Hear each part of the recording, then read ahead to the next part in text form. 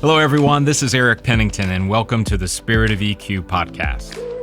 We're glad that you've tuned in. A few things we wanted to tell you at the beginning of the show, and that's this podcast was created to be a tool to help you, primarily to discover and grow your EQ. Science and our own lived experiences confirm that the better we are at managing our emotions, the better we're going to be at making decisions, which leads to a better life. And that's something we all want.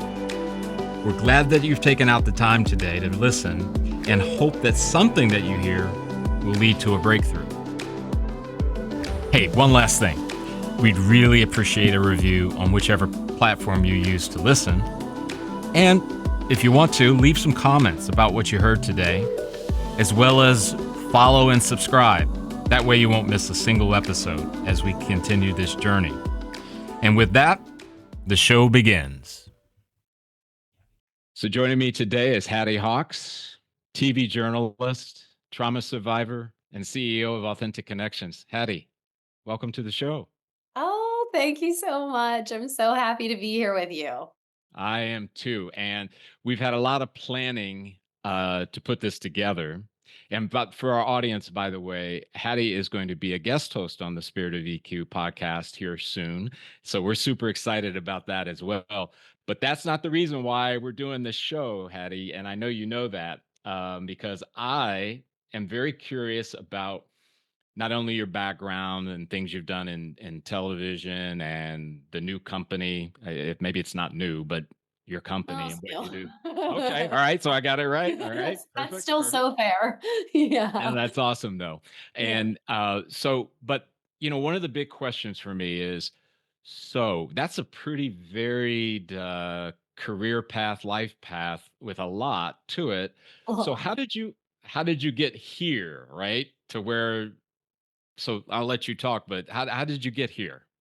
And like it's so funny because like that's the best question that you could possibly ask. Probably like the longest, most dynamic answer that I could Right. provide. But I'll give you, I mean, I can give you the bullet points on just that whole emotional journey that I had. I honestly don't think I had any choice in going through it. It felt like Mm, some of the things that I went through, now reflecting on them, I realized that I had to go through in order to get to where I am. And the only reason I even knew that I had to do emotional healing was because I was given this diagnosis of complex PTSD. And that was about a few years ago.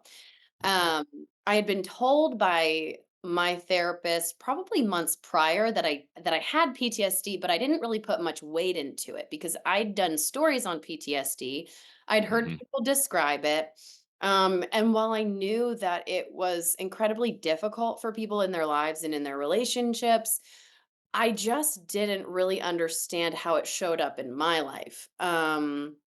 I knew that I was having confusion.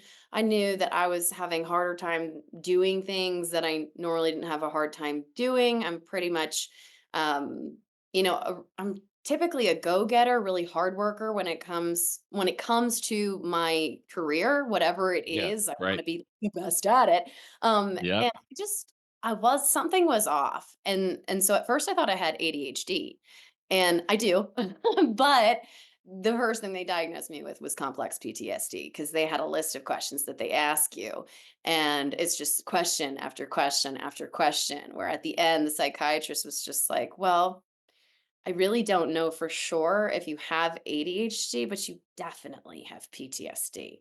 And when she said that, she said it in a way it made it more serious to me, like the gravity of it, because she had so much compassion in her face that I wasn't expecting. Because I was getting on the call, just, kind of just telling her how it was. And I didn't Right. realize that there was a level of life that was really no longer in me at that time. She Wow. had pointed out that the answers to my questions really reflected somebody who really had a bleak outlook. They weren't finding much joy in their life, even though there were happy things going on.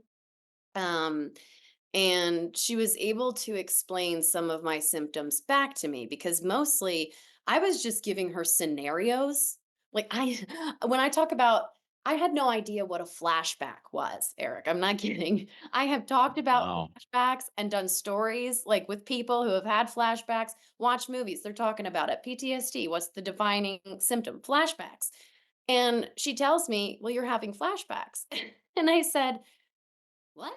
That's not what I said." And she said, "What you described is a flashback." And so in my mind, I thought a Mm, flashback was something that you see in your mind, you remember it and you right. visually see it. But trauma does not come back as a visual memory most of the time. It comes back as a feeling in your body and an intense fear, and intense anxiety, intense overwhelm. There are times where you look normal. You have to look normal because you're at work or you're at your kid's function or you're just doing these things that you normally have to do.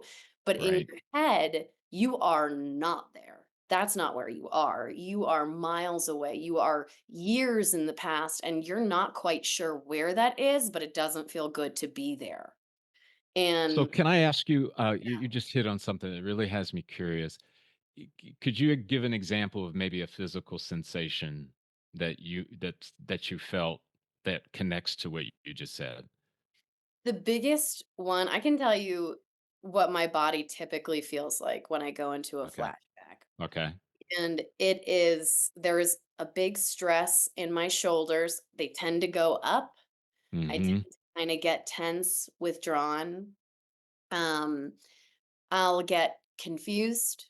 Um, I will it'll have that feeling in my chest because that's where I get a lot of my anxiety, and I assume a lot of that's kind of like the main place where people are feeling it. Right. Um, but it's and your breathing starts amping up. It's if you've had a panic attack, not Hmm. every flashback results in this massive panic attack. It doesn't. Um, Right. sometimes it's just like a subtle shift in your demeanor or your outlook on life or your ability to be present. It Yeah. it is so hard to be present when you're trying to figure out where you are. And you're Interesting. there. Yeah. Well, because in our work we have this competency that's connected to the EQ model we use. It's called recognizing patterns, right? So would you say that your recognition of those things, those physical feelings, the sensations or whatever, have been helpful? Maybe not way back when, but as you've gone through the journey of healing. I think that that's one of the first things that people have to do in order to heal, because if you can't feel the physical sensations in your body, if you can't acknowledge them, then there's no way of healing them. Got it. Because with PTSD, it's you have to heal through the body in order for your mind and your nervous system to recalibrate and understand that you're safe now. You're not where you were being hurt or where the trauma was happening. And Right. simple things can be triggers. So it can be really difficult um, to process what you're feeling when you're feeling it because it's inconvenient. it, it Yeah. it doesn't come. I mean, single mom of two with just building a business and like not having a family around like that. It's about the most inconvenient thing that anyone can have because I can joke, right? yeah. Wouldn't it be great if life just kind of like gave you a message the night before? It says, "Hey, by the way, tomorrow morning at 10 a.m." Yeah. Yeah. But you're right; it's Yeah. inconvenient, and oftentimes we don't see it coming. I mean, Right. it's Some just the people have way of said that life. they're able to plan. Like they Really? plan portions of time for their healing and for their just for their reflection time on Yeah, their I get that. That's very process. strategic, right? Yeah. So that actually connects to another thing I was going to ask you. What's a go-to for you in this? I mean, when I think of healing, I don't think like it's a completed work. It's like an ongoing thing. So Yeah. do you have anything that you do that you find just kind of reinforces or magnifies the healing part? I had to implement an entirely different lifestyle for me. Okay. All right. Working in TV news, it's a really like pound the pavement kind of thing. It's really high stress. You're working with a lot of different people with different stories where there are different opinions. And so there's a whole lot to manage there, even on an emotional level, because Mm. you can be unbiased about a story, but it can still upset you. And Oh, so yeah. you deal with all of that, and so I couldn't be in news because the fast-paced environment is not helpful to a nervous system, especially one that's Right. malfunctioning constantly. So I Yeah. move slower. I have to move a lot slower. I have to journal and I have to question myself like I would question anybody else if I were doing an interview. um, Right. to get to the bottom of, okay, where are you? What's going on? What's happening? Like I have plants now. They may not love me as much as I love them, but like I'm figuring that out. Like and honestly, it's some of the most simple things. You really have to go outside. You have to go outside barefoot. You have to take the time to just take it moment by moment. Mm. I I've known about my diagnosis since I think it was 2022 or 2023. And Mhm. so, it's been a few years of healing and I still have mornings where I am processing and tears are behind my sunglasses on the way to drop my daughter off at daycare. And like I can still cry on a dime because part of it is just you are learning to live again when you Mhm. haven't. So it's so simple. It's stopping and petting your dog. It's making sure that you take that time with your kids where you're really zoned in and you're connected to them. Yeah. And you're able to put the social media or the technology away. It's all the things that we know that we need to do, but we don't all necessarily do. I just don't have the luxury of bypassing it anymore. Well, it's I'm interesting, self-care. Hattie. Your this part of your story really resonates because if you would have talked to me almost 20 years ago, I would have said, "I'm sorry, I can't do that. Yeah, I've got meetings. I've got yeah, I'm doing this and I'm doing that." And in many respects, it took me to the place where, like you said, I no longer have an alternative, right? mhm, And it's yeah, almost in many ways, it's like I I feel like God pulled me aside and said, "You know, you're going to be more successful in letting go than all this chasing." yeah. And He I was w right, and wasn't he? well, right? But Hattie, if again, you talked to me 20 years ago, I would have said, "Good for you." But that's Yeah. not me, right? But Yeah, and I find it difficult, and I understand those that might be in that place who say, "Well, no, I'm working toward partner. I'm working yeah, toward acquiring." I right, truly have empathy that that's where they're at. right, However, I also recognize that, wow,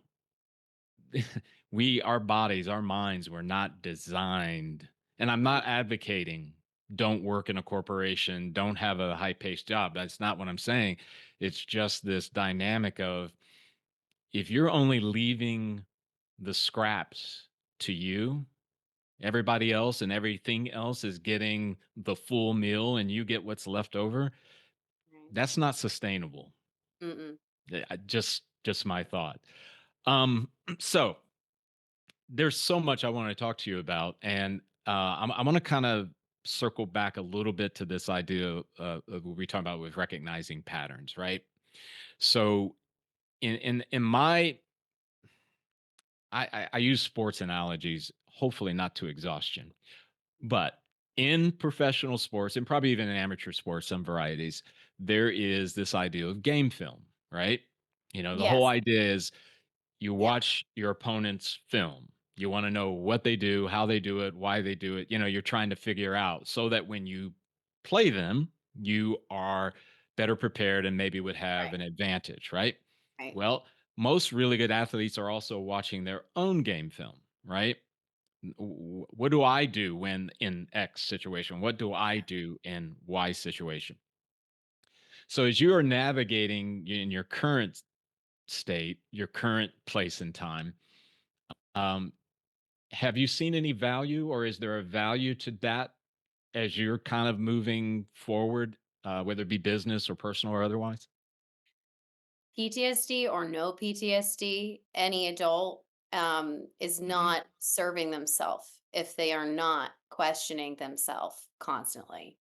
Um, Yeah, from what like from all of the research and the things that I've read and gone through, if you are, I mean, I'm 35 years old, so if you're an adult, like, in your 30s, I would say at least by 35, if you're still having really major emotional responses to things, if you're mhm, if you're doing behavior that is really not favorable or deemed as mature, then there's something that you have to question about why you're responding that way.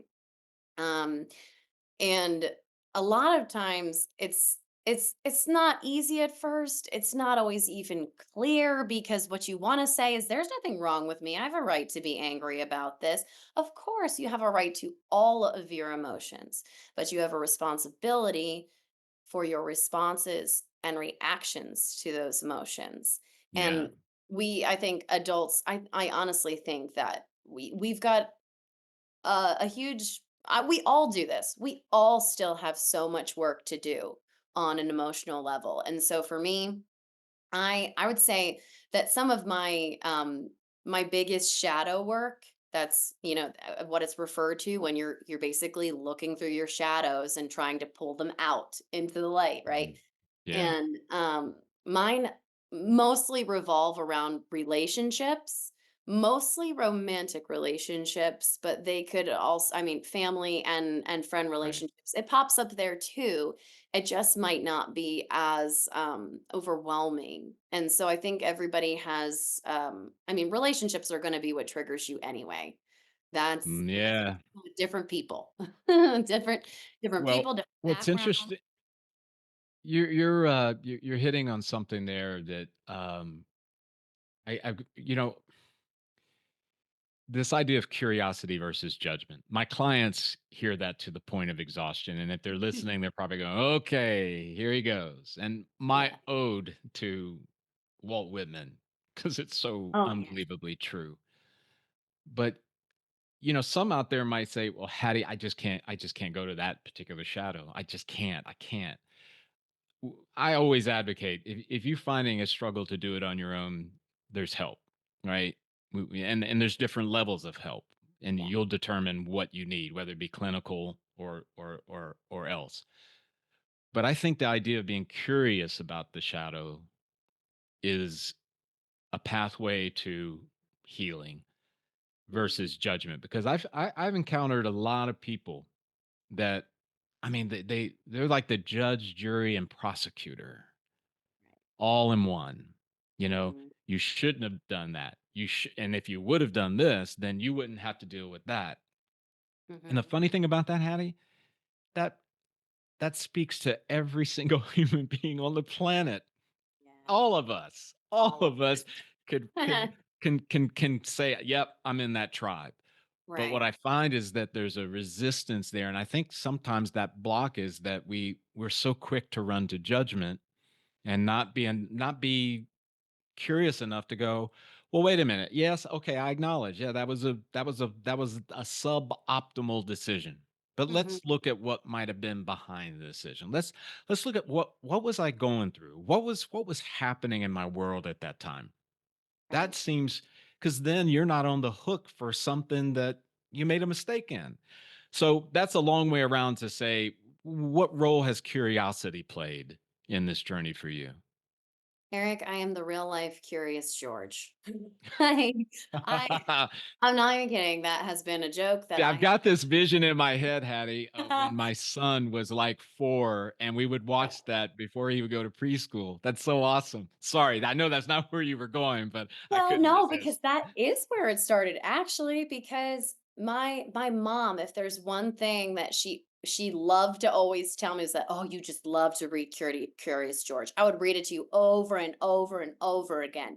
And then I became a reporter and she was surprised. And I was like, "Mom, you read me that book, like those books over and over again." And I still Right. like reading some of them today because they really are empowering, and they remind you that it's good to That's learn and good to question things. And like when you're curious, you can make a difference rather than when you judge and you just shut it down.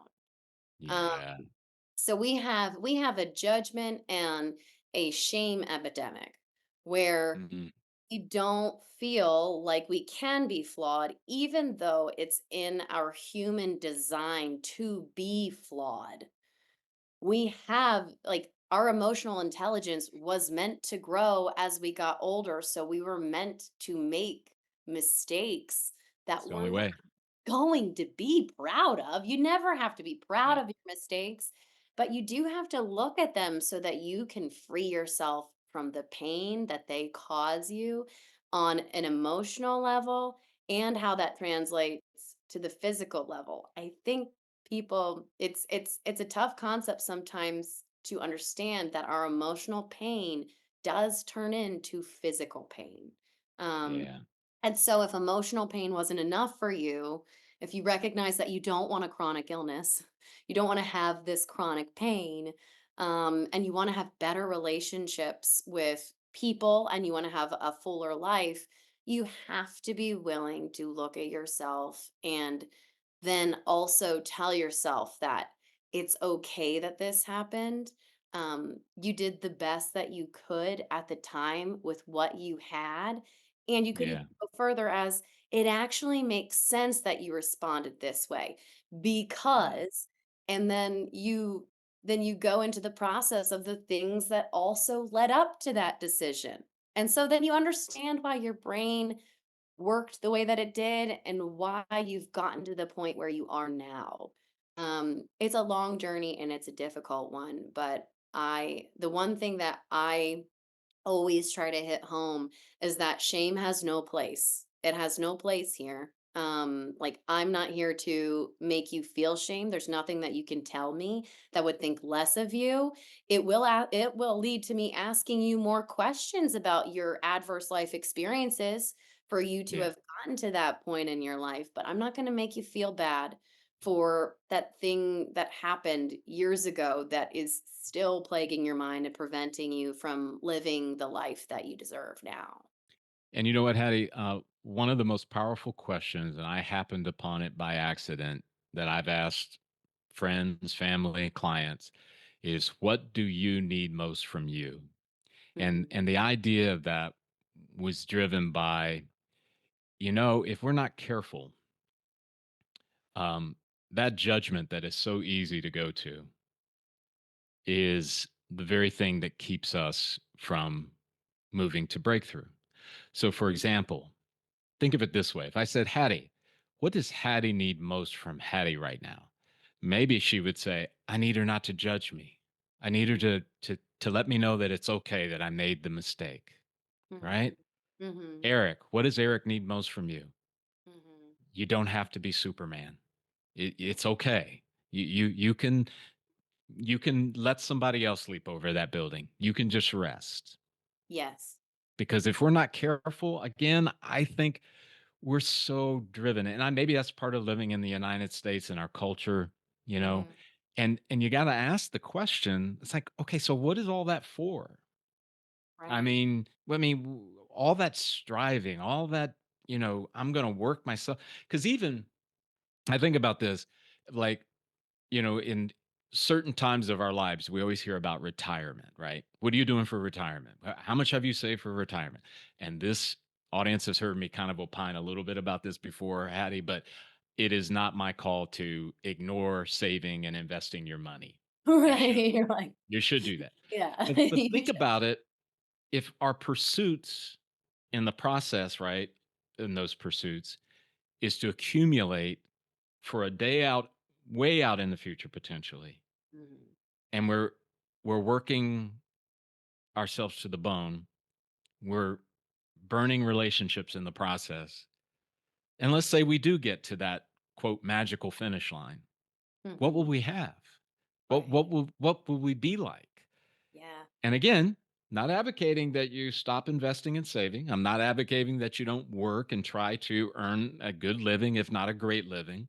I'm just saying, shouldn't there be some level of like self respect that says, hold on, I no, I'm not going to kill myself for this.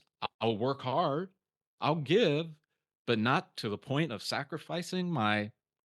And I think that kind of where I align it with that question, because I think maybe if we ask that question more often, we might be a little better to ourselves, right? Yes, I 100% agree. And I even like would go a step further and say, because, you know, having been in journalism, I understand the different kinds of people and what they require in order to believe if something is true or not. And Mhm. some people, like, they're more comfortable with hearing something and being like, "That makes sense. That makes Right. sense. Yes." And then there are others who are more skeptical, and that's their brain chemical makeup, whatever, and their life experience that got to them to that point. And so in journalism, you have to a lot of times data and sometimes hard facts are required. And when it comes to the neuroscience behind mindfulness, it Mhm. shows that you need more rest, you need more presence, more now in order to produce all of the things that your mind wants to produce. To reach your goals, you have to be here first and also be responsible. Because Yes. being here will require you to be responsible. Yeah. Because we don't not have anxiety ever. If there's something that needs to be done that impacts your safety, which is financial, it is emotional, it is physical, it is several different things, but Yeah. financial is part of that. If you don't have your financials in at least like a good enough order, that's going to impact your sense of safety. And then the anxiety starts. And then Yeah. then the spiral begins. And so Yeah. like when you work too hard and you just continue to work yourself to the bone, you're not accessing your creativity at all. You Isn't it are, interesting? yeah. I mean, the dynamic of that, and we've done a number of shows on creativity, but what you just said is really on mark, and it kind of takes me to this place of, you alluded to it about inflammation just a few minutes ago, and this Yeah. idea about what chronic disease and how it can come up, and Hmm. and there are studies, right, about the impact of stress and that Right. inflammation and what it does, right? And I think sometimes, maybe the average person says, "Well, Hattie, I just have this project deadline. That's all it is. Yeah, I know that I feel this tension in the back of my neck, and I'm not sleeping as well, but I got to get this project done because this is on the line, that's on the line." And I'm going, it's like we don't even realize this erosion that's happening right underneath our nose. Hmm. And I get it because I used to be in that place to say, well, what else would you expect me to do, Eric? I've got to do this, right? And I'm going, who said you had to do it? Who is that person? My gut says it might be potentially like me. It wasn't a person, it was Yeah. a system that said, you should, you Mhm. must, you have to. Yep. And if I questioned, well, why is that? Because you must, because you have to. You know what Right. I mean? Right. Instead of really seeking productivity from like, just people in general, we more so go to seek to control what they're doing. Yeah. And so that we can feel comfortable and confident in what's being done. I think control is also a really big issue when it comes to this. Like, I mean, because the topic of hybrid work, the topic of whether you can go into the office like full time, if that's going to be the best thing, if you need to map out exactly what you're doing at every moment of the day and making sure that every moment of it is full. And then the rise of AI now, for some reason, giving people more work versus freeing them up for creativity. It doesn't it doesn't make sense to us because we already know that at least from our own personal lived experiences, that Yeah. that's not going to get the most out of us. That's not going to bring that creativity that can really build a business and help to make it thrive in a certain way. It's just going to keep it chugging along, and Yeah. it keeps us all in um this place where we're just working, coming home, maybe exercising, making dinner, putting the kids to bed, going to sleep. And that's not really how we were supposed to live. And that's not really helping anybody to access or benefit from each other's gifts because we all have special gifts. We won't be able to access them with a faulty nervous system. Yeah. You got me thinking as well. You mentioned control, and this is maybe an area that many um, find most difficult because I don't know about you, Hattie, but it seems like in the age we're living in now, disruption, change is just it's coming rapid fire. And Mhm. there's very few of those things that you and I or our audience could actually do to change it, right? And I kind of want to go down this path of the idea of circumstances and finding pathways for happiness and joy. And I've kind of used the analogy at previous times about the transcendent life, right? And I'm going to do the poor job because I can't draw and I'm probably not going to be very good with my hand gestures, but hopefully you're going to understand where I'm going.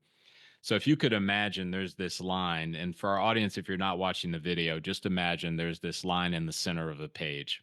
Okay. And let's say that's the time continuum, right? Below the line are all the circumstances of life, right? Disappointments, heartaches, great successes, losses, fill in the blank with the circumstances. And they're always moving in various levels. Above the line is the transcendent life. All right. And you and I are standing at that line at the continuum, right? And I do believe a lot of it has to do with choice. It's hard and it's hard choices, right?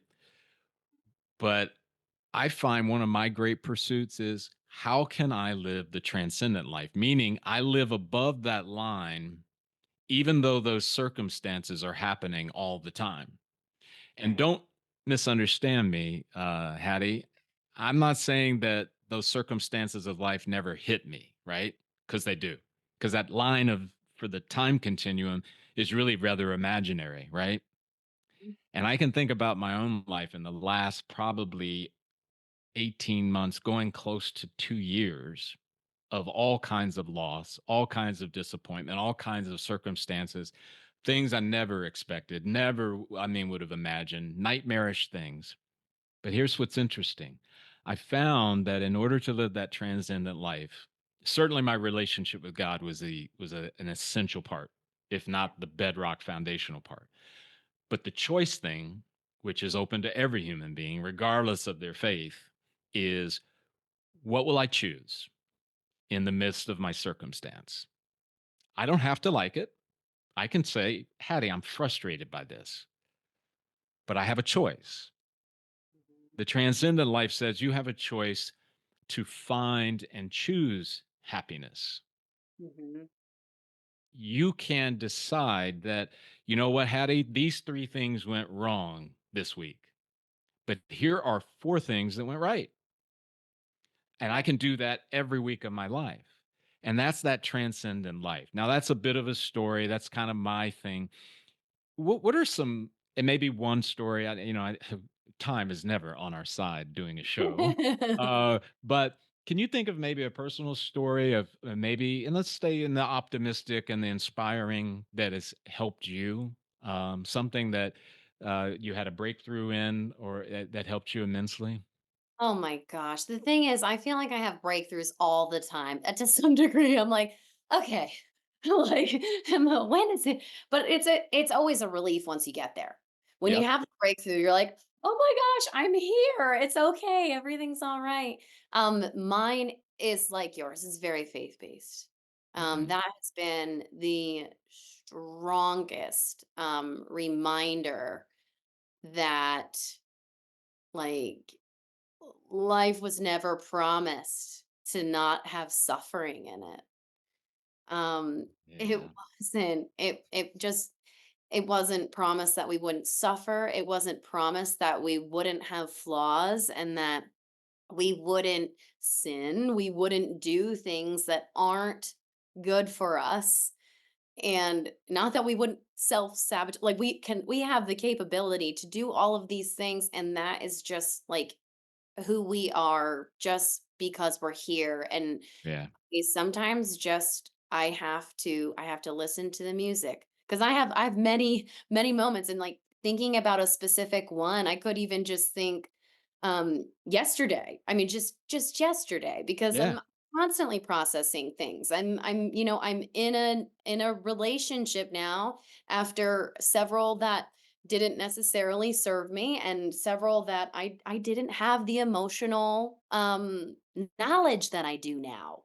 I just didn't Wow. have it. And so, I've been learning it and I do feel like you have to be in a relationship again to totally get it because you're going to be triggered a lot.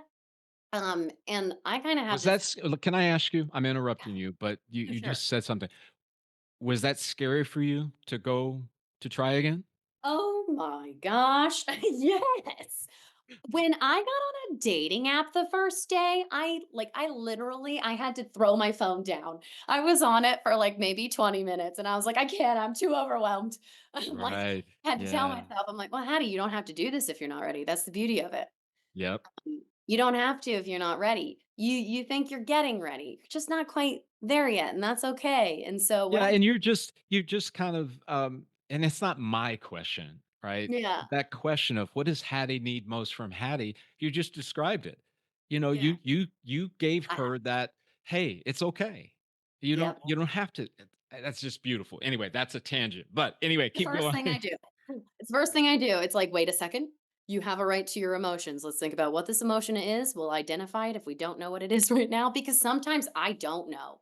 And that's part of trauma, and that's a weird thing for people to understand. They're like, "You don't know how you feel?" I'm like, "I can tell you that I'm real overwhelmed right now because there's a lot going on in my head, and it's in a different direction." So, the best thing for me is to calm myself down by talking to myself, listen to, calming music, possibly doing a meditation really depends on how heightened or how triggered my nervous system is. So you have levels of tools, right? Depending on the how heightened.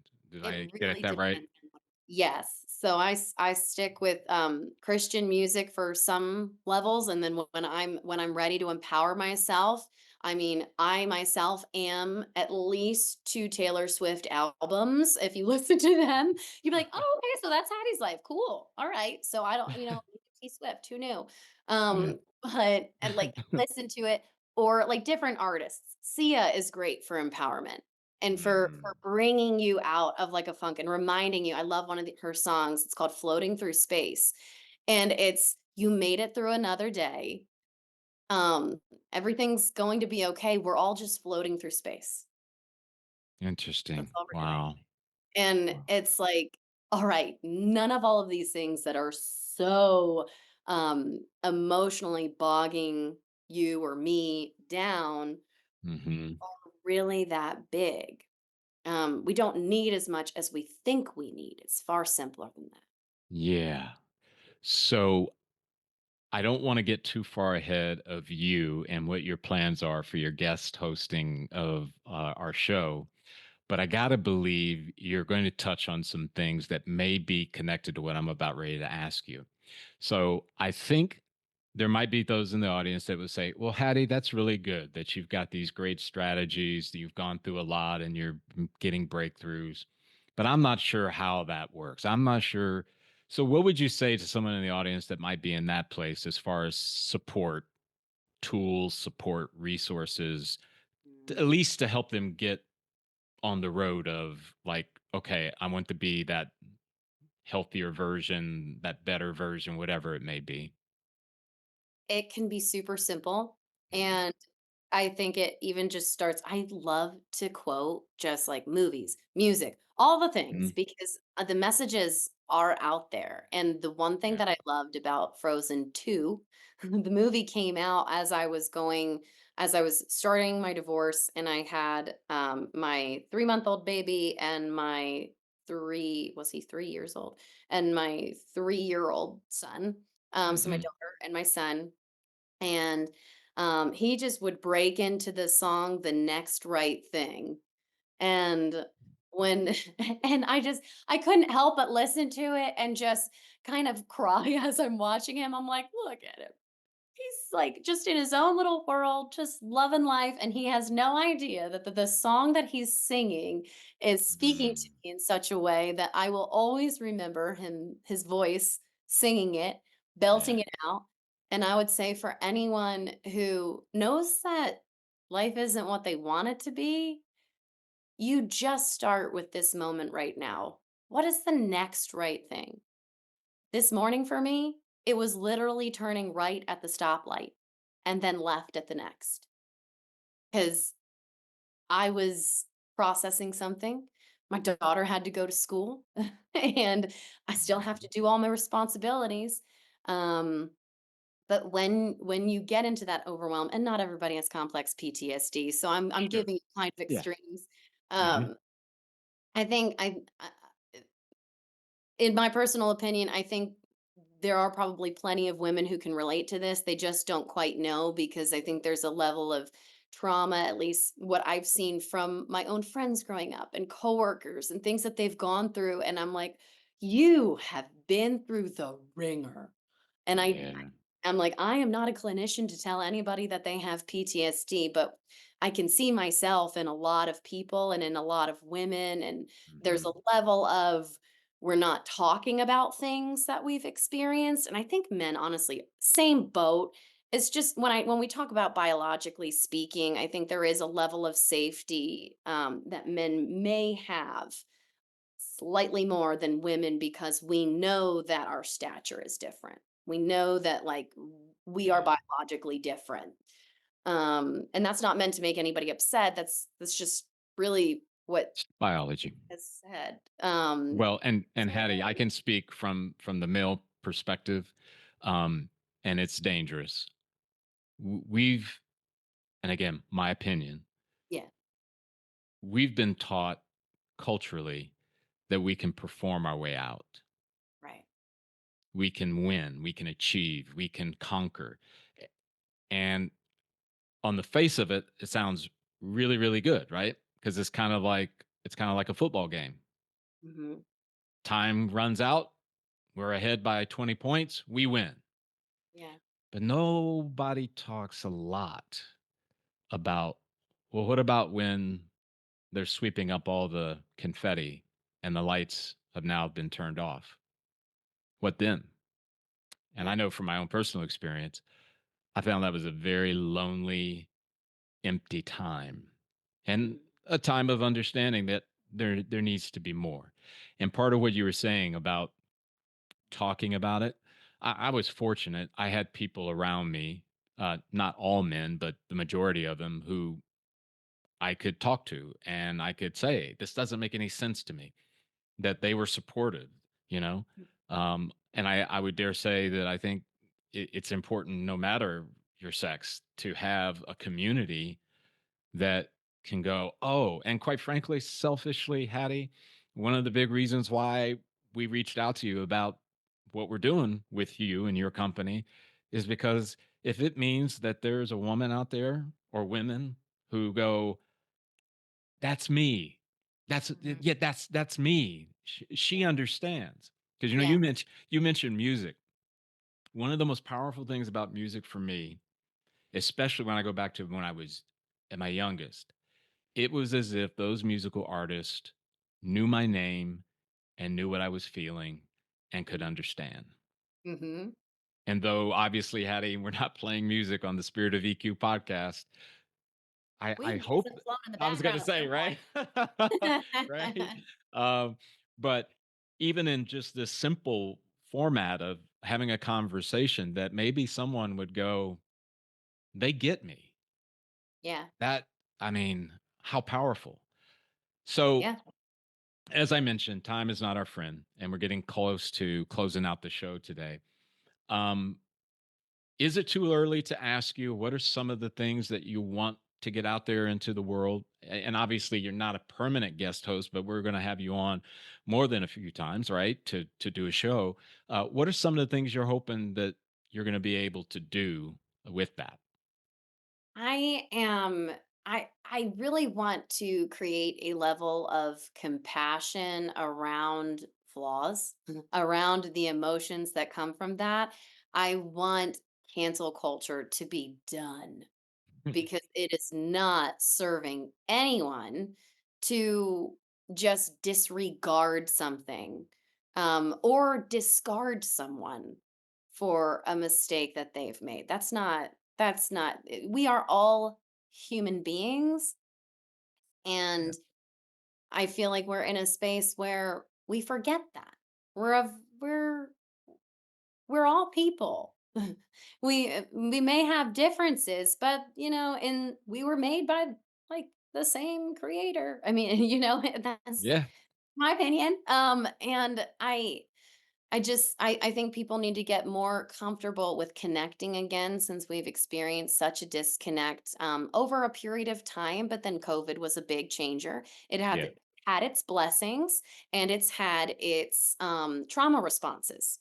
Yeah. And if anything, I want people to realize and really focus on what could their trauma be from their childhood, from their teen years, and from work, anything. What are those experiences that have changed your behavior, changed who you are at your core?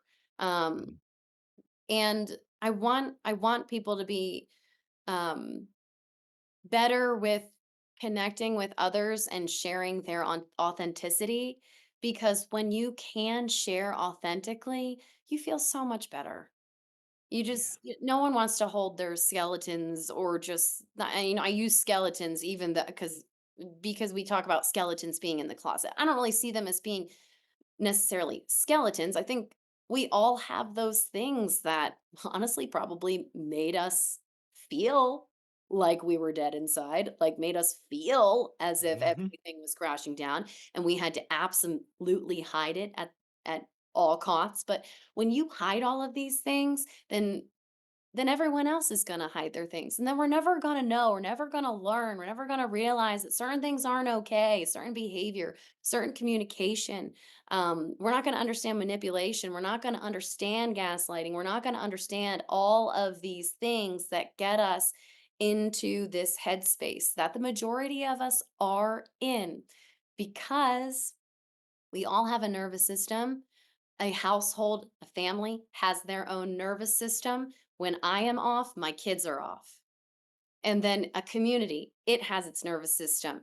If everybody's up in an uproar, well, the community is off balance. And it goes all the way to the country. We Yeah. just went through a massive rupture in human history. And right now we're not repairing it because we're not focusing on this like just small piece of our body that actually controls a lot of who we are. And Yeah. I would say that that's Boy. the nervous system. So my big thing is sounding the alarm on trauma and how that actually impacts you in your everyday. Awesome. Awesome. So, for our audience, look for Hattie's shows coming up soon. We're working still on some details and dates and all that stuff, but we're super excited, Hattie, that you've decided to honor us with guest hosting. And this conversation was great. And I still have things in my notes. I'm going, I want to ask her about that. So, Hattie, that's your like, that's the sort of the code for you have to come back and do another show with me. Well, I was gonna say, I'm like, I no story of mine is ever short. It's like my insurance. He has to bring me back. Oh, that's good. That's good. Well, once again, thanks for appearing and coming on. And for our audience, we look forward to the next time that we're together. Take care.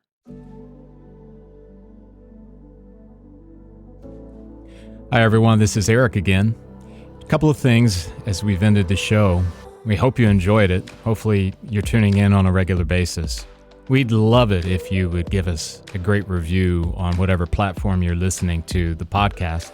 It's so appreciative and helps us as we try to get more exposure for the work we do and the episodes that we publish. And we're grateful to you as a listener. The second thing is just remember, our content is for educational purposes only. It's not intended by any stretch to diagnose or to treat anything that may be occurring in your life or anyone else's life that you may be connected to through the podcast. But once again, we appreciate you tuning in to the shows.